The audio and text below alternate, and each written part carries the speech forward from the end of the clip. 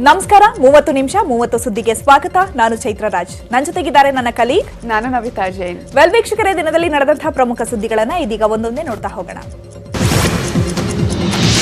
ನಾಳೆ ಎಲ್ಲ ಜಿಲ್ಲೆಗಳಲ್ಲಿ ಲಸಿಕೆ ಡ್ರೈ ರನ್ ಆರಂಭವಾಗಲಿದೆ. ಪ್ರತಿ ಜಿಲ್ಲೆಯಲ್ಲಿ 7 ವ್ಯವಸ್ಥೆಗಳಲ್ಲಿ ಡ್ರೈ ರನ್ ಮಾಡಲಾಗುತ್ತೆ. 263 ಕಡೆ ನಾಳೆ ಲಸಿಕೆ ವಿತರಣೆ ತಾಲೀಮು ನಡೆಯಲಿದೆ ಅಂತ ಆರೋಗ್ಯ ಸಚಿವ ಕೆ ಸುಧಾಕರ್ ಹೇಳಿದ್ದಾರೆ. ನಾಳೆ ದೇಶಾದ್ಯಂತ ಕೇಂದ್ರದ ಮಾರ್ಗಸೂಚಿ ಪ್ರಕಾರ ಡ್ರೈ ರನ್ ನಡೆಯುತ್ತೆ. ಕೋಲ್ಡ್ ಚೈನ್ ಸಾಮಗ್ರಿಗಳು, ವಾಕಿಂಗ್ ಕೂಲರ್, 4 ವಾಕಿಂಗ್ ಫ್ರೀಜರ್ಗಳಿವೆ. ಜನವರಿ 13ಕ್ಕೆ ಮೊದಲ ಹಂತದ ಲಸಿಕೆ ನೀಡಲಾಗುತ್ತೆ. ಕೇಂದ್ರದಿಂದ 24 ಲಕ್ಷ ಸಿರಿಂಜ್ ಸಪ್ಲೈ ಆಗಿವೆ ಅಂತ ಸಚಿವ ಕೆ ಸುಧಾಕರ್ ಹೇಳಿದ್ದಾರೆ. ಆದರೆ ನಮ್ಮ ರಾಜ್ಯದಲ್ಲಿ ಪ್ರತಿ ಜಿಲ್ಲೆಯಲ್ಲಿ 7 ವ್ಯವಸ್ಥೆಗಳಲ್ಲಿ ತಯಾರಿಕೆಯನ್ನು ಮಾಡಿಕೊಂಡು ಇಡೀ ರಾಜ್ಯದಲ್ಲಿ 263 ಕಡೆ ತಾಲೀಮನ್ನು ನಾವು ಮಾಡ್ತಾ ಇದ್ದೀವಿ. ನಾಳೆ ಡ್ರೈ ರನ್ನನ್ನು ಮಾಡ್ತಾ ಇದ್ದೀವಿ. ನಾಳೆಯಿಂದ ಇಂಗ್ಲೆಂಡ್ ಹಾಗೂ ಮತ್ತಿತರ ಯುರೋಪ್ ರಾಷ್ಟ್ರಗಳಿಗೆ ವಿಮಾನ ಸೇವೆ ಶುರುವಾಗಲಿದೆ. ನಾಳೆ ಬೆಳಗ್ಗೆ 10 ಗಂಟೆಗೆ ಇಂಗ್ಲೆಂಡ್ನಿಂದ ಬೆಂಗಳೂರಿನ ಕೆಂಪೇಗೌಡ ಅಂತಾರಾಷ್ಟ್ರೀಯ ವಿಮಾನ ನಿಲ್ದಾಣಕ್ಕೆ ಮೊದಲ ಫ್ಲೈಟ್ ಆಗಮಿಸಲಿದೆ. ಹೀಗಾಗಿ ಏರ್ ಲಿಫ್ಟ್ ವೇಳೆ ತೆಗೆದುಕೊಳ್ಳಬೇಕಾದ ಕ್ರಮಗಳ ಕುರಿತು ಮುಂಜಾಗ್ರತಾ ಸಭೆ ನಡೆಸಲಾಯಿತು. ಆರೋಗ್ಯ ಇಲಾಖೆ, ಪೊಲೀಸ್ ಅಧಿಕಾರಿಗಳು, ಏರ್ಪೋರ್ಟ್ ಅಧಿಕಾರಿಗಳಿಂದ ಸಭೆ ನಡೆಸಲಾಯಿತು. ಬ್ರಿಟನ್ ವಿಮಾನಯಾನ ಸೇವೆ ಆರಂಭದ ಬಗ್ಗೆ ಸಚಿವ ಕೆ ಸುಧಾಕರ್ ಮಾತನಾಡಿ, ಕೇಂದ್ರದ ಹೊಸ ಮಾರ್ಗಸೂಚಿಯ ಅನ್ವಯ ಕ್ರಮ ಕೈಗೊಳ್ಳಲಾಗುತ್ತೆ. ಪ್ರತಿಯೊಬ್ಬ ಪ್ರಯಾಣಿಕನಿಗೂ ಆರ್ಟಿಪಿಸಿಆರ್ ಪರೀಕ್ಷೆ ಕಡ್ಡಾಯ. ಬ್ರಿಟನ್ನಿಂದ ಬಂದವರಿಗೆ ಸಾಂಸ್ಥಿಕ ಕ್ವಾರಂಟೈನ್ ಮಾಡಲಾಗುತ್ತೆ ಅಂತ ಹೇಳಿದರು. ಪ್ರತಿಯೊಬ್ಬ ಪ್ರಯಾಣಿಕರಿಗೂ ಕೂಡ ಮತ್ತೆ RT-PCR ಟೆಸ್ಟ್ ಅನ್ನು ಅಲ್ಲೇ ಮಾಡಿಸಿ, ಅವರು ನೆಗೆಟಿವ್ ಇದ್ರೆ ಮಾತ್ರ ಹೊರಗಡೆ ಬರ್ತಾರೆ, ಇಲ್ಲ ಅಂದ್ರೆ ಅಲ್ಲಿಂದಾನೆ ಅವರಿಗೆ ಕ್ವಾರಂಟೈನ್, ಇನ್ಸ್ಟಿಟ್ಯೂಷನಲ್ ಕ್ವಾರಂಟೈನ್ ಮಾಡುವಂತ ಕೆಲಸ ಆಗುತ್ತೆ. ಸಾರ್ವಜನಿಕರೇ ಎಚ್ಚರ ಎಚ್ಚರ. ವ್ಯಾಕ್ಸಿನ್ ವಿಚಾರದಲ್ಲಿ ಆತುರ ಬೇಡ. ನಕಲಿ ಆಪ್ಗಳಿಂದ ಮೋಸ ಹೋಗಬೇಡಿ. ವ್ಯಾಕ್ಸಿನ್ ಬಗ್ಗೆ ನಕಲಿ ಆಪ್ಗಳು ಶುರುವಾಗಿವೆ. ಕೋವಿಡ್ ನಕಲಿ ಆಪ್ಗಳು ಹಾವಳಿ ಹೆಚ್ಚಾಗಿದ್ದು, ಕೋವಿಡ್ ಆಪ್ ಬಗ್ಗೆ ಎಚ್ಚರವಿರಲಿ. ಸರ್ಕಾರ ಯಾವುದೇ ಆಪ್ ಬಿಟ್ಟಿಲ್ಲ. ಪ್ಲೇಸ್ಟೋರ್ನಲ್ಲಿ ನಕಲಿ ಆಪ್ಗಳು ಲಗ್ಗೆ ಇಟ್ಟಿವೆ. ಇವುಗಳನ್ನ ನಂಬಿ ಮೋಸ ಹೋಗಬೇಡಿ. ಇವುಗಳನ್ನ ಡೌನ್ಲೋಡ್ ಮಾಡಿಕೊಳ್ಳಬೇಡಿ. ಶೀಘ್ರವೇ ಕೇಂದ್ರ ಸರ್ಕಾರದ ಆಪ್ ಬರಲಿದ್ದು, ಲಸಿಕೆ ಬಗ್ಗೆ ಸಂಪೂರ್ಣ ಮಾಹಿತಿ ಸಿಗಲಿದೆ. ಶಾಲೆ ಆರಂಭವಾದ ಬೆನ್ನಲ್ಲೇ ಕೊರೋನಾ ಹೆಮ್ಮಾರಿ ಬಿಗ್ ಶಾಕ್ ಅನ್ನ ಕೊಟ್ಟಿದ್ದು, ದಿನೇ ದಿನೇ ಶಾಲೆಯಲ್ಲಿ ಕೊರೋನಾ ಆತಂಕ ಹೆಚ್ಚಾಗ್ತಾ ಇದೆ. ಶಿಕ್ಷಕರು, ವಿದ್ಯಾರ್ಥಿಗಳಿಗೆ ಸೋಂಕು ಹೆಚ್ಚುತ್ತಾ ಇದೆ. ನಿನ್ನೆ ಒಂದೇ ದಿನ 36 ಶಿಕ್ಷಕರಿಗೆ ಕೊರೋನಾ ಅಂಟಿದ್ದು, ಈವರೆಗೆ ಒಟ್ಟು 121 ಶಿಕ್ಷಕರಿಗೆ ಸೋಂಕು ತಗುಲಿದೆ. ಕೆಲವರಲ್ಲಿ ಶಾಲೆಗಳಿಗೆ ಹಾಜರಾದ ಮೇಲೆ ಸೋಂಕು ಕಂಡು ಬಂದಿದ್ರೆ, ವಿದ್ಯಾರ್ಥಿಗಳಿಗೂ ಇದರಿಂದ ಢವ ಶುರುವಾಗಿದೆ. ಕೆಲವು ಕಡೆ ಶಾಲೆಗಳಿಗೆ ಬೀಗ ಬಿದ್ದಿದೆ. ಚಿಕ್ಕೋಡಿಯಲ್ಲಿ ಮತ್ತೆ 3 ಶಿಕ್ಷಕರಿಗೆ ಸೋಂಕು ತಗುಲಿದ್ದು, ಬೆಳಗಾವಿಯಲ್ಲಿ ಸೋಂಕಿತ ಶಿಕ್ಷಕರ ಸಂಖ್ಯೆ 25ಕ್ಕೆ ಏರಿಕೆಯಾಗಿದೆ. ಶಾಲೆ ಆರಂಭವಾದರೂ ಮಕ್ಕಳು ಮಾತ್ರ ಶಾಲೆಯತ್ತ ಸುಳಿತಾ ಇಲ್ಲ. ಬಳ್ಳಾರಿ ಜಿಲ್ಲೆಯ ಕಂಪ್ಲಿ ಶಾಲೆಗಳು ಖಾಲಿಯಾಗಿವೆ. ಶಾಲೆ ಬಿಟ್ಟು ಕೆಲಸಕ್ಕೆ ಹೋಗ್ತಾ ಇರುವ ಮಕ್ಕಳನ್ನ ಶಾಲೆಗೆ ಕರೆತರಲು ಶಿಕ್ಷಕರು ಹರಸಾಹಸ ಪಡುತ್ತಿದ್ದಾರೆ. ಮಕ್ಕಳು ಶಾಲೆಗೆ ಬಾರದ ಹಿನ್ನೆಲೆಯಲ್ಲಿ ಮಕ್ಕಳು ಕೆಲಸ ಮಾಡ್ತಾ ಇರೋ ಕಡೆ ಹೋಗಿ ಶಿಕ್ಷಕರು ಕರೆತರುವ ಪ್ರಯತ್ನವನ್ನ ಮಾಡ್ತಿದ್ದಾರೆ. ಗ್ಯಾರೇಜ್, ಅಂಗಡಿ, ಹೊಲಗಳಲ್ಲಿ ಕೆಲಸ ಮಾಡ್ತಾ ಇರೋ ಮಕ್ಕಳನ್ನ ಶಿಕ್ಷಕರು ಹುಡುಕಾಡ್ತಿದ್ದಾರೆ. ಮಕ್ಕಳಿಗೆ ಹಾಗೂ ಪೋಷಕರಿಗೆ ಬುದ್ಧಿ ಹೇಳಿ ಶಾಲೆಗೆ ಬರುವಂತೆ ಮನವಿಯನ್ನ ಮಾಡ್ತಿದ್ದಾರೆ.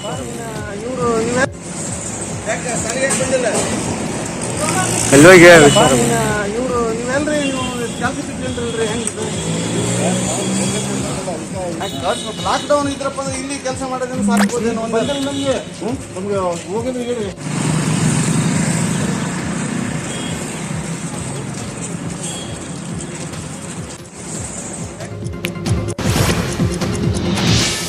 ಮೈಸೂರಿನಲ್ಲಿ ಹಕ್ಕಿ ಜ್ವರ ಭೀತಿ ಹಿನ್ನೆಲೆಯಲ್ಲಿ ಕರ್ನಾಟಕ ಕೇರಳ ಗಡಿಯಲ್ಲಿ ತೀವ್ರ ಕಟ್ಟೆಚ್ಚರ ವಹಿಸಲಾಗಿದೆ. ಕೇರಳದಿಂದ ಬರುವ ವಾಹನಗಳನ್ನು ತಪಾಸಣೆ ಮಾಡಲಾಗಿದ್ದು, ಬಾವಲಿ ಚೆಕ್ ಪೋಸ್ಟ್ನಲ್ಲಿ ತಪಾಸಣೆ ಮಾಡಿ ಸ್ಯಾನಿಟೈಸ್ ಮಾಡಲಾಗುತ್ತಿದೆ. ಕೋಳಿ ಮಾಂಸ ಸಾಗಣೆ ವಾಹನಗಳನ್ನು ಪೊಲೀಸರು ಮತ್ತು ಪಶುಸಂಗೋಪನೆ ಇಲಾಖೆಯ ಸಿಬ್ಬಂದಿ ಪರಿಶೀಲನೆ ಮಾಡುತ್ತಿದ್ದಾರೆ. ಕೇರಳದಿಂದ ರಾಜ್ಯಕ್ಕೆ ಬರುವ ಪ್ರತಿಯೊಂದು ವಾಹನವನ್ನು ಸ್ಯಾನಿಟೈಸ್ ಮಾಡಲಾಗುತ್ತಿದೆ. ಹಕ್ಕಿ ಜ್ವರದ ಆತಂಕ, ರಾಜ್ಯದಲ್ಲಿ ಕಟ್ಟೆಚ್ಚರವನ್ನು ವಹಿಸಲಾಗಿದೆ.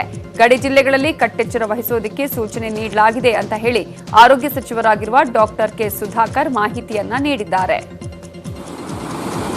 ಹಕ್ಕಿ ಜ್ವರದ ಬಗ್ಗೆ ನಾನು ಈಗಾಗಲೇ ಪಶುಸಂಗೋಪನೆ ಸಚಿವರನ್ನ, ಪ್ರಧಾನ ಕಾರ್ಯದರ್ಶಿಗಳನ್ನ ನೆನ್ನೆ ಮಾತಾಡಿದ್ದೀನಿ. ನಮ್ಮ ಆರೋಗ್ಯ ಇಲಾಖೆಯ ಅಪರ ಮುಖ್ಯ ಕಾರ್ಯದರ್ಶಿಗಳಿಗೂ ಸೂಚನೆಯನ್ನು ಕೊಟ್ಟಿದ್ದೀನಿ.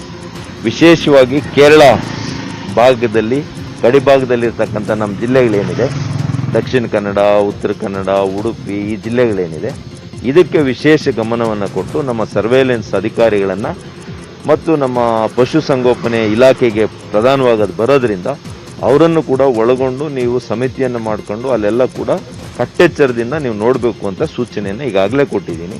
ಇಲ್ಲಿ ತನಕ ಯಾವುದೇ ಪ್ರಕರಣ ಕರ್ನಾಟಕ ರಾಜ್ಯದಲ್ಲಿ ಇನ್ನೂ ಕೂಡ ಬಂದಿಲ್ಲ. ಮೈಕೊರೆವ ಚಳಿ ಹೊತ್ತಲ್ಲೇ ಬೆಂಗಳೂರಿಗೆ ಎದುರಾಗಿದೆ ಕಂಟಕ. ಚಳಿಗಾಲದಲ್ಲಿ ಹೆಚ್ಚುತ್ತಿದೆ ಬೆಂಗಳೂರಿನ ವಾಯುಮಾಲಿನ್ಯ ಮಟ್ಟ 100ರಿಂದ 200ಕ್ಕೆ ಏರಿಕೆಯಾಗಿದೆ. ಚಳಿಗಾಲದಲ್ಲಿ ಮೋಡಗಳು ವಾತಾವರಣದ ತೇವಾಂಶವನ್ನ ಹೀರಿಕೊಂಡು ಭಾರವಾಗಿ ಬಿಡ್ತವೆ. ಈ ರೀತಿ ಉಂಟಾದ ಮೋಡದ ಪದರ ಭಾರವಾಗಿ ವಾತಾವರಣದಲ್ಲಿ ಹೆಚ್ಚು ಮೇಲಕ್ಕೆ ಹೋಗಲು ಸಾಧ್ಯವಾಗುವುದಿಲ್ಲ.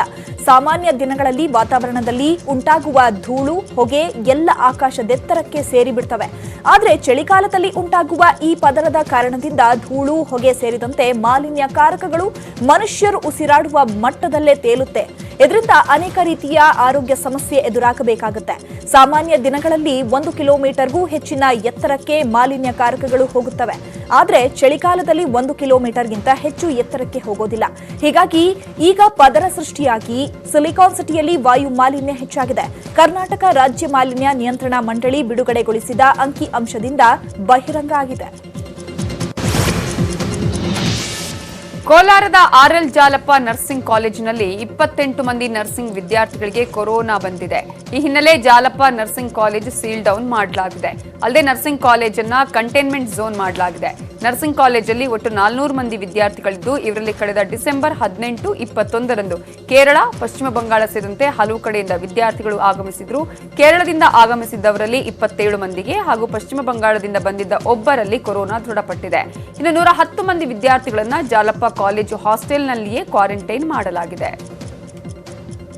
1ರಿಂದ ಹಿಡಿದು ಇಲ್ಲಿಯವರೆಗೂ ಸುಮಾರು 28 ಜನಕ್ಕೆ ಪಾಸಿಟಿವ್ ಅಂತ ಕಂಡು ಬಂದಿರುತ್ತೆ. ಸೊ ಎಲ್ಲ 400 ಸ್ಟೂಡೆಂಟ್ಸ್ಗೂ ಸ್ಯಾಂಪಲ್ ತೆಗೆದಿದ್ದೀರಿ ನಾವು. ಸೊ ಇನ್ನು 110 ಸ್ಯಾಂಪಲ್ಸು ಟೆಸ್ಟಿಂಗ್ ಬಾಕಿ ಇದೆ. ಸೊ ನರ್ಸಿಂಗ್ ಕಾಲೇಜ್ನ ನಾವು ಕಂಟೈನ್ಮೆಂಟ್ ಝೋನ್ ಅಂತ ಡಿಕ್ಲೇರ್ ಮಾಡಿ ಅದನ್ನು ಸೀಲ್ ಡೌನ್ ಮಾಡಿದ್ದೀವಿ. ಆರೋಗ್ಯ ವಿಮೆ ಮಾಡಿಸುವರಿಗೂ ಕೊರೋನಾ ಕಾಟ ಎದುರಾಗಿದೆ. ಕೊರೋನಾ ಎಫೆಕ್ಟ್ ಹೆಲ್ತ್ ಇನ್ಶೂರೆನ್ಸ್ ಸಂಕಷ್ಟ ಶುರುವಾಗಿದ್ದು, ನೂತನವಾಗಿ ಆರೋಗ್ಯ ವಿಮೆ ಮಾಡಿಸಲು ಕಾಯಬೇಕು. ಕೊರೋನಾ ಬಂದವರು ಆರೋಗ್ಯ ವಿಮೆ ಕೂಡಲೇ ಅನ್ವಯಿಸೋದಿಲ್ಲ. ತಿಂಗಳಿನಿಂದ 5 ವರ್ಷದವರೆಗೆ ಕಾಯಲೇಬೇಕು. ಕೊರೋನಾ ಸೋಂಕಿತರ ಡಿಸ್ಚಾರ್ಜ್ ವರದಿ ಹಿನ್ನೆಲೆ ನಿರ್ಧಾರ ಮಾಡಲಾಗಿದೆ. ಕೊರೋನಾ ಸೋಂಕಿತರು ಹೋಮ್ ಕ್ವಾರಂಟೈನ್ ಆಗಿದ್ರೆ ಕೆಲ ತಿಂಗಳು ಕಾಯಬೇಕು. ಆಸ್ಪತ್ರೆಗೆ ದಾಖಲಾಗಿದ್ರೆ ವರ್ಷದವರೆಗೆ ಆರೋಗ್ಯ ವಿಮೆ ಆಗೋದಿಲ್ಲ. ಕೊರೋನಾದಿಂದ ಶ್ವಾಸಕೋಶ ಸಂಬಂಧಿ ಕಾಯಿಲೆ, ರಕ್ತ ಹೆಪ್ಪುಗಟ್ಟುವಿಕೆ, ಹೃದಯ ಕಾಯಿಲೆ, ಮೂತ್ರಪಿಂಡ ಹಾಗೂ ಮೆದುಳಿನ ಸಮಸ್ಯೆ ಇದ್ರೆ ಆರೋಗ್ಯ ವಿಮೆ ತಡವಾಗಿ ಅನ್ವಯವಾಗುತ್ತೆ. ಈ ಮೊದಲೇ ಆರೋಗ್ಯ ವಿಮೆ ಮಾಡಿಸಿದವರಿಗೆ ಯಾವುದೇ ತೊಂದರೆ ಇಲ್ಲ. ಹೊಸದಾಗಿ ವಿಮೆ ಮಾಡಿಸುವವರು ಕೊರೋನಾ ಸೋಂಕಿತರಾಗಿದ್ರೆ ಕೆಲ ವರ್ಷ ವಿಮೆ ಅನ್ವಯವಾಗುವುದಿಲ್ಲ ಅಂತ ವಿಮಾ ಕಂಪನಿಗಳ ಅಧಿಕಾರಿಗಳು ಹಾಗೂ ಏಜೆಂಟರ್ ಮಾಹಿತಿಯನ್ನು ಕೊಟ್ಟಿದ್ದಾರೆ. ಬೆಂಗಳೂರಿನ ಜೆಪಿ ಭವನದಲ್ಲಿ ಜೆಡಿಎಸ್ ಹೈ ವೋಲ್ಟೇಜ್ ಮೀಟಿಂಗ್ ನಡೆಯಿತು. ಜೆಡಿಎಸ್ ವರಿಷ್ಠ ದೇವೇಗೌಡರ ನೇತೃತ್ವದಲ್ಲಿ ಶಾಸಕರ ಸಭೆ ನಡೆದಿದ್ದು, ಅತೃಪ್ತ ಮುಖಂಡರ ಮನವೊಲಿಕೆ ಮಾಡಲಾಗಿದೆ ಎನ್ನಲಾಗ್ತಿದೆ. ಸಭೆಗೆ ಕಡ್ಡಾಯವಾಗಿ ಹಾಜರಿರುವಂತೆ ವರಿಷ್ಠರು ಸೂಚಿಸಿದ್ರು. ಆದರೂ ಕೆಲವು ನಾಯಕರು ಗೈರಾಗುವ ಹಾಲಿ ಮಾಜಿ ಶಾಸಕರ ಮೇಲೆ ಕಣ್ಣಿಡಲಾಗಿದೆ. ಪಕ್ಷದಲ್ಲಿ ಸಣ್ಣ ಪುಟ್ಟ ವ್ಯತ್ಯಾಸಗಳಿದ್ರೆ ಸರಿಪಡಿಸ್ಕೊಳ್ಳೋಣ. ದಯಮಾಡಿ ಸಭೆ ಮುಗಿದ ಮೇಲೆ ಬಹುಶಃ ಕುಮಾರಸ್ವಾಮಿ ಅವರು ಬ್ರೀಫ್ ಮಾಡಬಹುದು. ನನ್ನ ಪಕ್ಷದ ಕಾರ್ಯಕರ್ತರು, ಶಾಸಕರು, ಮಾಜಿ ಶಾಸಕರು, ಜಿಲ್ಲಾ ಪಂಚಾಯತಿ ಅಧ್ಯಕ್ಷರು, ಗ್ರಾಮ ಪಂಚಾಯತಿಯ ಮಾಜಿ ಅಧ್ಯಕ್ಷರು ಎಲ್ಲ ದುಡಿದಿದ್ದಾರೆ. ಪ್ರತಿಯೊಬ್ಬರೂ ದುಡಿದಿದ್ದಾರೆ. ನಾನು ಅವರಿಗೆಲ್ಲರಿಗೂ ಅಭಿನಂದಿಸ್ತೇನೆ. 2023ರಲ್ಲಿ ಜನತಾ ಸರ್ಕಾರ ಅಸ್ತಿತ್ವಕ್ಕೆ ಬರುತ್ತೆ ಎಂದು ಮಾಜಿ ಸಿಎಂ ಎಚ್.ಡಿ. ಕುಮಾರಸ್ವಾಮಿ ಭವಿಷ್ಯ ನುಡಿದಿದ್ದಾರೆ. ಬೆಂಗಳೂರಿನಲ್ಲಿ ಮಾತನಾಡಿದ ಅವರು, ಸಂಕ್ರಾಂತಿಯಿಂದ ಹೊಸ ರೀತಿ ಪಕ್ಷ ಸಂಘಟನೆಯಾಗುತ್ತೆ. ಪಕ್ಷದ ಇಡೀ ವ್ಯವಸ್ಥೆಯನ್ನೇ ಬದಲಿಸುತ್ತೇನೆ. ಶೀಘ್ರದಲ್ಲೇ ಕೋರ್ ಕಮಿಟಿ ರಚಿಸುತ್ತೇವೆ. ಕೋರ್ ಕಮಿಟಿ ತೀರ್ಮಾನಕ್ಕೆ ಬದ್ಧವಾಗಿರಬೇಕು. ಸಭೆಗೆ ಬಾರದಿದ್ರೆ ಬೇರೆಯವರಿಗೆ ಅವಕಾಶ ನೀಡಲಾಗುತ್ತೆ. ಕಡಿಮೆ ಸಂಖ್ಯೆಯ ಪದಾಧಿಕಾರಿಗಳ ನೇಮಕ ಮಾಡಲಾಗಿದ್ದು, ಕಡಿಮೆ ಪದಾಧಿಕಾರಿಗಳ ನೇಮಕವನ್ನ ಮಾಡ್ತೇವೆ. ಲೀಡರ್ ಸುತ್ತುವವರಿಗೆ ಅವಕಾಶವಿಲ್ಲ. ಜನರ ಮಧ್ಯೆ ಇರುವವರನ್ನ ಗುರುತಿಸಿ ಅವಕಾಶ ನೀಡಲಾಗುತ್ತೆ ಅಂತ ಕುಮಾರಸ್ವಾಮಿ ಹೇಳಿದ್ದಾರೆ. ಮುಂದಿನ ದಿನಗಳಲ್ಲಿ ಪಕ್ಷದ ಸಂಘಟನೆಯನ್ನು ಮಾಡತಕ್ಕಂಥ, ಚಾಲನೆಯನ್ನು ಕೊಡ್ತಕ್ಕಂಥ ದೃಷ್ಟಿಯಿಂದ ಪಕ್ಷದಲ್ಲಿ ಒಂದು ಹೊಸ ರೀತಿಯ ಸಂಘಟನೆಗೆ ನಾವು ಚಾಲನೆ ಕೊಡ್ತಾ ಇದ್ದೇವೆ ಅಂತಕ್ಕಂಥದ್ದನ್ನು ಈಗಾಗಲೇ ಮಾಧ್ಯಮದ ಸ್ನೇಹಿತರ ಮುಖಾಂತರವೇ ನಾನು ನಮ್ಮ ಪಕ್ಷದ ನಿಲುವನ್ನು ಹೇಳಿದ್ದೇನೆ. ಅದರಿಂದ ಇವತ್ತು ಈ ಪಕ್ಷದ ಸಂಘಟನೆ, ನಾನು ಒಂದು ಮಾತು ಮೊನ್ನೆ ಹೇಳಿದ್ದೇನೆ, ಈ ಸಂಕ್ರಾಂತಿಯಿಂದ ಪ್ರಾರಂಭ ಆದರೆ 2023 ಜನತಾ ದಳದ ಸರ್ಕಾರ, ಕನ್ನಡಿಗರ ಸರ್ಕಾರ, ಕರ್ನಾಟಕ ಸರ್ಕಾರ ಅಂತ ಈ ಒಂದು ನನ್ನ ಹೋರಾಟ ಏನಿದೆ. ಪಕ್ಷ ವಿರೋಧಿ ಚಟುವಟಿಕೆ ಮಾಡಿದವರನ್ನ ಉಚ್ಚಾಟನೆ ಮಾಡಲಿ ಅಂತ ಶಾಸಕ ಜಿಟಿ ದೇವೇಗೌಡ ಹೇಳಿದ್ದಾರೆ. ಮೈಸೂರಲ್ಲಿ ಮಾತಾಡಿದ ಅವರು, ಪಕ್ಷ ವಿರೋಧಿ ಚಟುವಟಿಕೆ ಮಾಡಿದವರನ್ನ ಉಚ್ಚಾಟನೆ ಮಾಡಲಿ, ಅದನ್ನ ನಾನು ಸ್ವಾಗತ ಮಾಡ್ತೀನಿ. ಉಚ್ಚಾಟನೆ ಮಾಡುವ ಪಟ್ಟಿಯಲ್ಲಿ ನಾನಿರೋದಿಲ್ಲ, ಯಾಕಂದ್ರೆ ನಾನು ಯಾವ ಪಕ್ಷ ವಿರೋಧಿ ಕೆಲಸನೂ ಮಾಡಿಲ್ಲ. ಅದ್ಯಾವ ಪಕ್ಷ ವಿರೋಧಿ ಕೆಲಸ ಮಾಡಿದ್ದೀನಿ ಅಂತ ತೋರಿಸ್ಲಿ ಅಂತ ಸವಾಲು ಹಾಕಿದ್ದಾರೆ.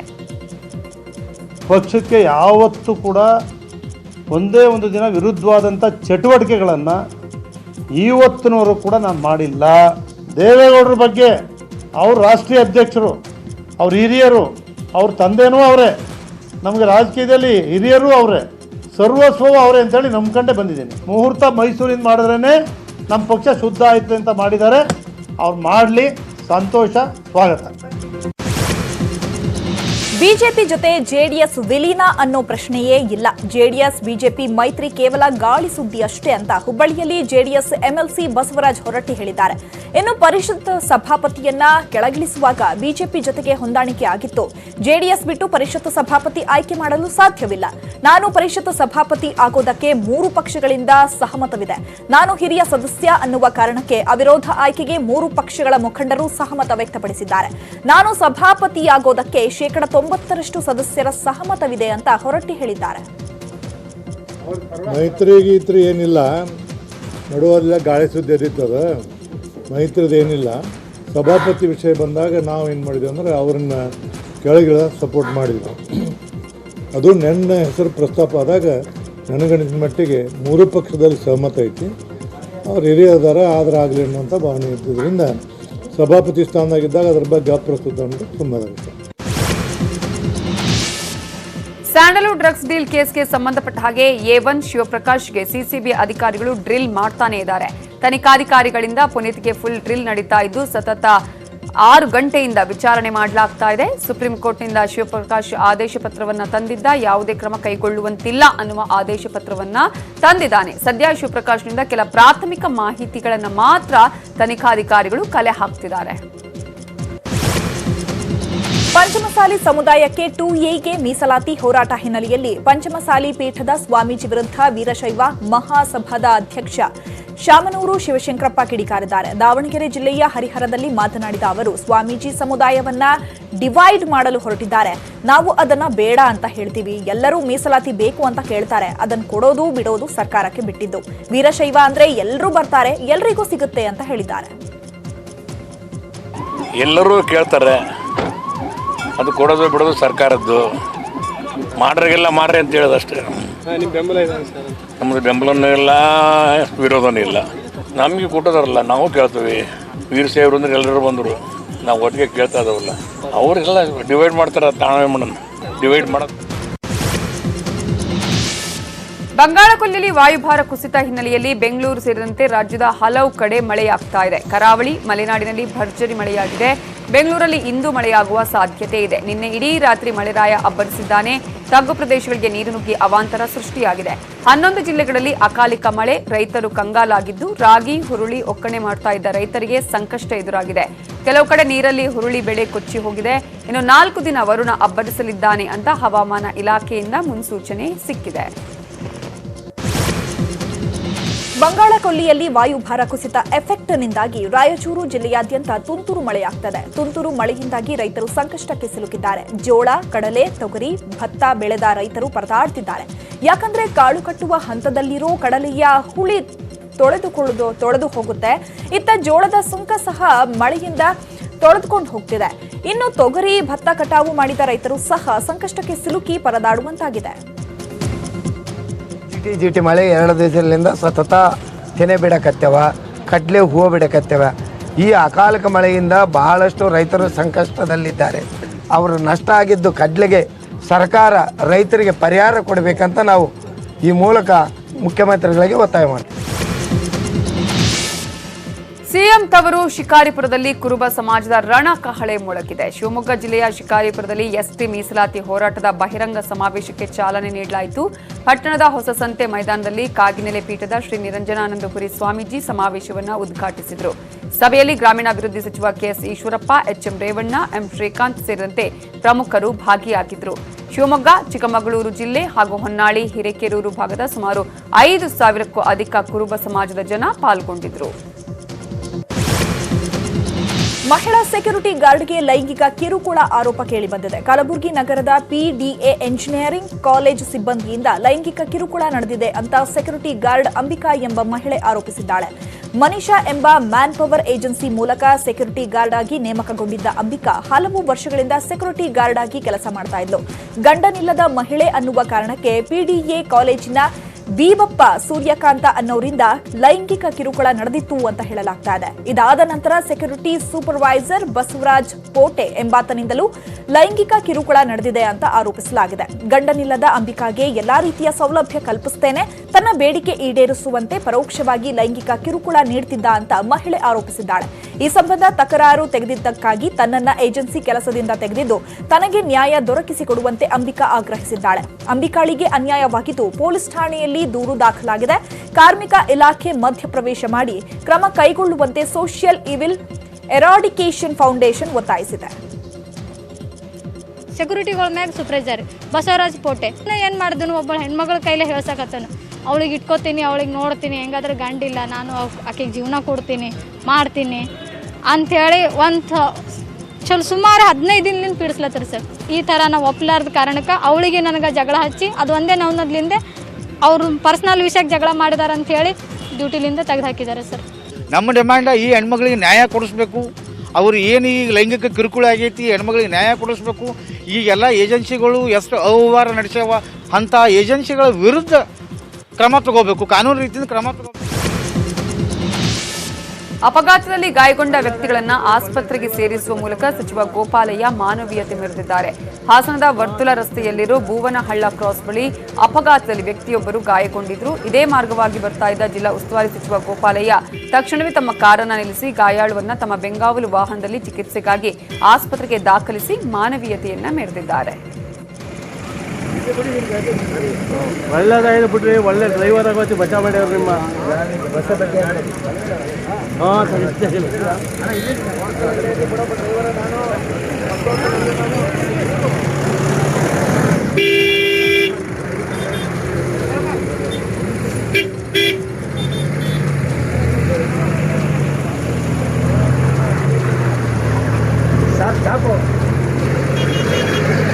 ಅಮೆರಿಕದ ಅಧ್ಯಕ್ಷರಾಗಿ ಜೋ ಬೈಡನ್ ಆಯ್ಕೆಯಾಗಿದ್ದಾರೆ. ಅಮೆರಿಕ ಕಾಂಗ್ರೆಸ್ನಿಂದ ಅಧಿಕೃತ ಘೋಷಣೆಯಾಗಿದ್ದು ಅಮೆರಿಕದ 46ನೇ ಅಧ್ಯಕ್ಷರಾಗಿ ಜೋ ಬೈಡನ್ ಆಯ್ಕೆಯಾಗಿದ್ದಾರೆ. ಜನವರಿ 20ರಂದು ಜೋ ಬೈಡನ್ ಪ್ರಮಾಣ ವಚನವನ್ನ ಸ್ವೀಕರಿಸಲಿದ್ದಾರೆ. ಡೊನಾಲ್ಡ್ ಟ್ರಂಪ್ ವಿರುದ್ಧ ನಡೆದಂತಹ ಒಂದು ಅಧ್ಯಕ್ಷೀಯ ಪದವಿಯಲ್ಲಿ ಜೋ ಬೈಡನ್ ಜಯಗಳಿಸಿದ್ದು ಅಮೆರಿಕ ಅಧ್ಯಕ್ಷರಾಗಿ ಆಯ್ಕೆಯಾಗಿದ್ದಾರೆ.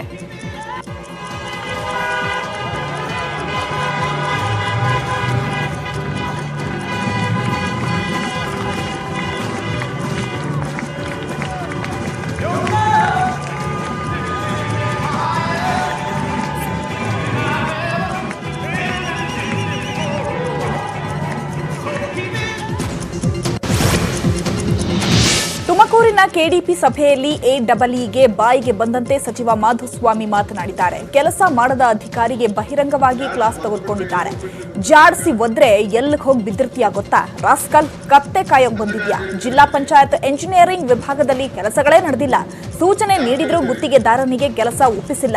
ನಿನ್ನ ಹೆಂಡತಿ ಸೀರೆಯನ್ನ ಯಾವ ಸೋಪ್ನಲ್ಲಿ ತೊಳಿತೀಯ? ನೀನು ನನ್ನ ಮಕ್ಕಳನ್ನ ಎಲ್ಲರನ್ನ ಸಸ್ಪೆಂಡ್ ಮಾಡ್ರಿ ಅಂತ ಸಭೆಯಲ್ಲೇ ಸಿಇಒಗೆ ಸಚಿವ ಮಾಧುಸ್ವಾಮಿ ಸೂಚನೆಯನ್ನ ಕೊಟ್ಟಿದ್ದಾರೆ. 7ನೇ ತಾರೀಕು ಸದಸ್ಯರು ಬಂದು ಕೇಳೋದು ಮುಂದೆ ಇವೆಲ್ಲ ಅಗ್ರಿಮೆಂಟ್ ಆಗಿರ್ಬೇಕು ಕನಿಷ್ಠ ಮಾಡಿದ್ದೀರ.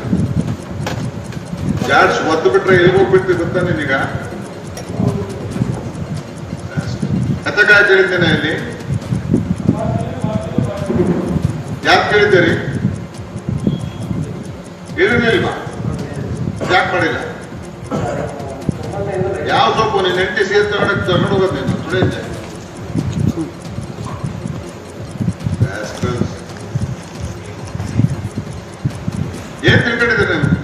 ಹೇಳೋಕಿದ್ದೆ ನಾನು ಮೀಟಿಂಗ್ ಕರೆದು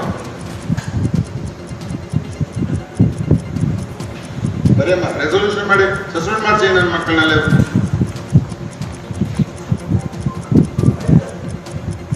ಹೇಳಿರೋನು ನೋಡಿ.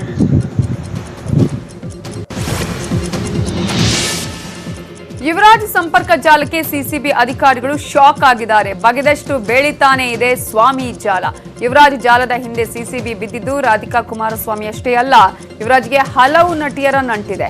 ಫೋನ್ನಲ್ಲಿ ನಟಿಯರ ನಂಟು ಪತ್ತೆಯಾಗಿದ್ದು ಕಾಲ್ ಡೀಟೇಲ್ಸ್, ಚಾಟಿಂಗ್ ಅನ್ನ ಸಿಸಿಬಿ ಪತ್ತೆ ಹಚ್ಚಿದೆ. ನಟಿಯರ ಜೊತೆ ಹಣಕಾಸು ವ್ಯವಹಾರದ ಶಂಕೆ ಇದ್ದು ಈ ಹಿನ್ನೆಲೆಯಲ್ಲಿ ತನಿಖೆ ಚುರುಕುಗೊಳಿಸಲಾಗಿದೆ.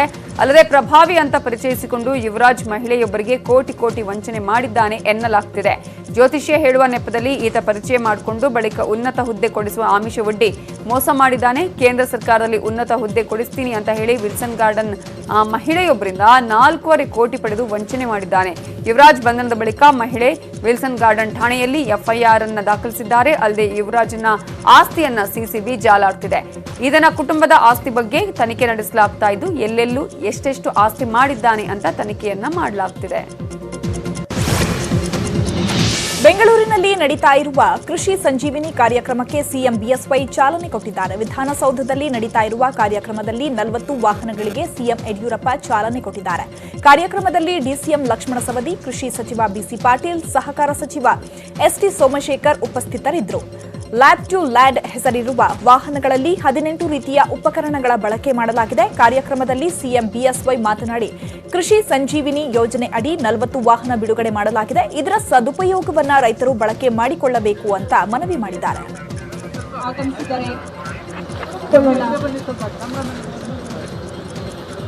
ಚಿಕಿತ್ಸಾಲಯ ಕೃಷಿ ಸಂಜೀವಿನಿ ಎಂಬ ಹೆಸರಿನ ಸಂಚಾರಿ ಸಸ್ಯ ಆರೋಗ್ಯ ಚಿಕಿತ್ಸಾಲಯ.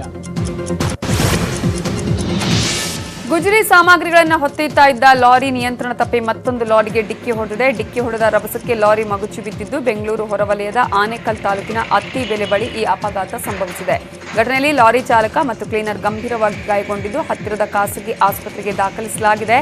ಇನ್ನು ಲಾರಿಯಲ್ಲಿದ್ದ ವಸ್ತುಗಳು ರಸ್ತೆಯಲ್ಲಿ ಚಿಲ್ಲಾಪಿಲ್ಲಿಯಾಗಿ ಬಿದ್ದಿದ್ವು. ಇದರಿಂದ ಕೆಲ ಕಾಲ ಹೆದ್ದಾರಿಯಲ್ಲಿ ಟ್ರಾಫಿಕ್ ಜಾಮ್ ಉಂಟಾಗಿತ್ತು. ಬಳಿಕ ಕ್ರೇನ್ ಮೂಲಕ ಲಾರಿಯನ್ನು ತೆರವುಗೊಳಿಸಿ ಸಂಚಾರಕ್ಕೆ ಅನುವು ಮಾಡಿಕೊಟ್ಟರು.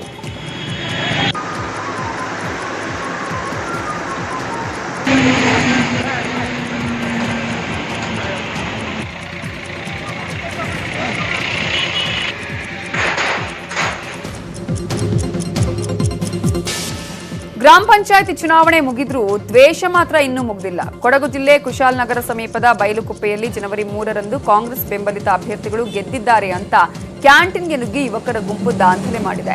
ಬೈಲುಕುಪ್ಪೆ ಪೊಲೀಸ್ ಠಾಣೆ ಸಮೀಪವೇ ಇರುವ ಕ್ಯಾಂಟೀನ್ ಮಾಲೀಕ ಅಸ್ಕರ್ ಅಲಿ ಮೇಲೆ ಮಾರಣಾಂತಿಕವಾಗಿ ಹಲ್ಲೆ ಮಾಡಲಾಗಿದೆ. ಅಸ್ಕರ್ ಅಲಿ ಕಣ್ಣಿಗೆ ಖಾರದ ಪುಡಿ ಎರಚಿ 12 ಜನರ ಗುಂಪು ಹಲ್ಲೆ ಮಾಡಿದೆ. ಕ್ಯಾಂಟೀನ್ನಲ್ಲಿ ಟೀ ಕುಡಿತಾ ಇದ್ದ ಗ್ರಾಹಕನ ತಲೆಗೂ ಗಂಭೀರವಾಗಿ ಗಾಯ ಆಗಿದೆ. ಗಲಾಟೆಗೆ ಸಹಕರಿಸಿದ ಇಬ್ಬರನ್ನ ಬಂಧಿಸಲಾಗಿದೆ. ಹೊಡೆದಾಟದ ದೃಶ್ಯ ಸಿಸಿಟಿವಿಯಲ್ಲಿ ಸೆರೆಯಾಗಿದೆ.